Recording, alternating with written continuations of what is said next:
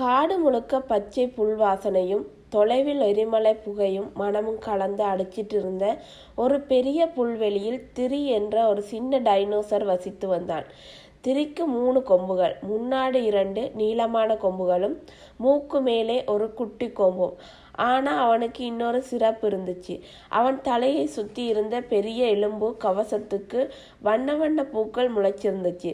சூரிய ஒளிப்பட்டா அந்த பூக்கள் மின்மினுக்கும், ஜொலிக்கும். அதனால் எல்லோரும் அவனை பும்கோன் திரி என்று சொல்லி கூப்பிடுவாங்க.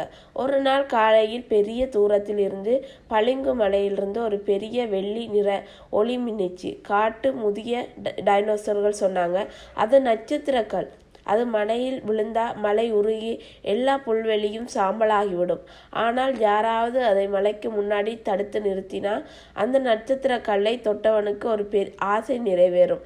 பெரிய டைனோசர்கள் எல்லாம் நாங்கள் போகிறோம் என்று சொல்லி பாதியிலே பயந்து திரும்பி வந்துட்டாங்க.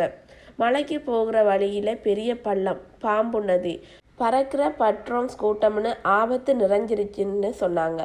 ஆனால் சின்ன திரி மட்டும் தயாரானான்.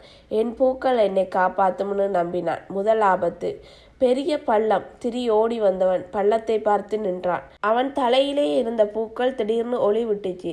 அந்த ஒளியை பட்டாம்பூச்சிகள் வண்ணங்களை உறிஞ்சியது.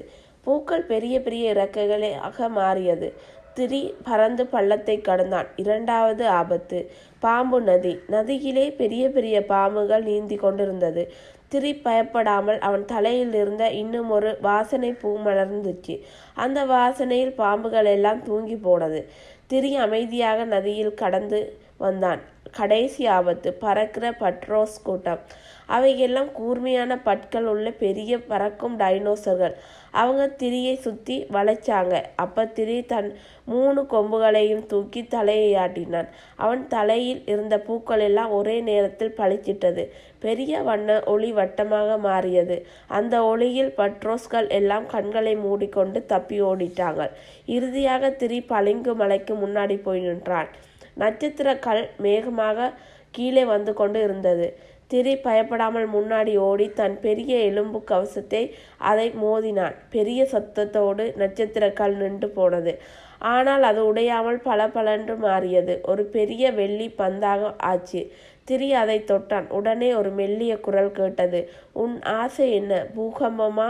திரி சிரித்து கொண்டே சொன்னான், என் காட்டிலே எல்லா குட்டி டைனோசர்களும் எப்போதும் சந்தோஷமாக பயமில்லாமல் விளையாடணும். அதுக்கு என் பூக்கள் எல்லோருக்கும் பயந்து கொடுங்கள். உடனே அந்த வெள்ளி பந்து வெடிச்சது. ஆயிரக்கணக்கான பளபளக்கிற பூக்கள் ஆகாயத்திலே பறந்தது. காடு முழுக்க துவசப்படுத்தப்பட்டது. அன்றிலிருந்து அந்த புல்வெளியில் பிறக்கிற எல்லா குட்டி டைனோசர்களுக்கும் தலையில் ஒரு சின்ன பூ முளைக்கும். அந்த பூ அவர்களுக்கு தைரியத்தையும் நட்பையும் வண்ணத்தையும் கொடுத்துச்சு. திரி வீட்டுக்கு திரும்பி வந்த போது எல்லா டைனோசர்களும் அவனை தூக்கி கொண்டாடினாங்க. இனிமே அவன் பேர் பூ திரி இல்லை, வீரப்பூ திரி ஆனான். குழந்தைகளே, நீங்களும் திரி மாதிரி உங்களில் இருக்கிற சிறிய பூவை வளர்த்துக்கோங்க. அது ஒரு நாள் உலகை வண்ணமயமாக்கும். நல்ல கனவுகளை காணுங்கள்.